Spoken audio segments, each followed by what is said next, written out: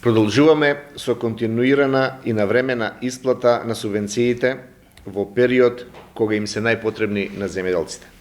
Денеска исплативме близу 255 милиони денари субвенции на 11.828 земјоделци.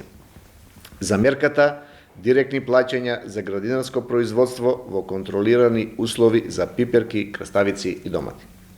Овие пари им се потребни на производителите на градинарски производи во период за подготовка на расадот за новата производствена реколта.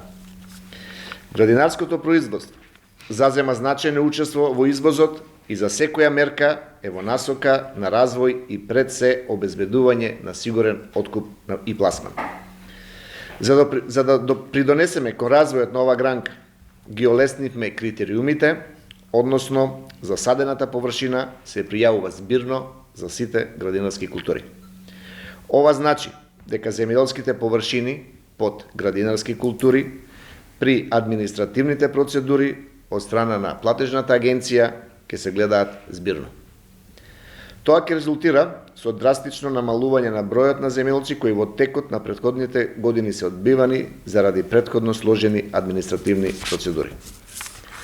За градинарството и во годинешната програма за финансиска поддршка остануваат дополнителни субвенции од 3 денари за килограм за предадени градинарски производи во преработувачките капацитети.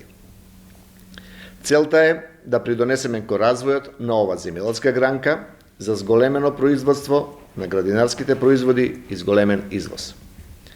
Во моментов, извозот на свежи градинарски производи во вкупниот извоз на земјоделско прехранбените производи учествуваа со околу 9,5%, а вредноста е околу 50 милиони евра.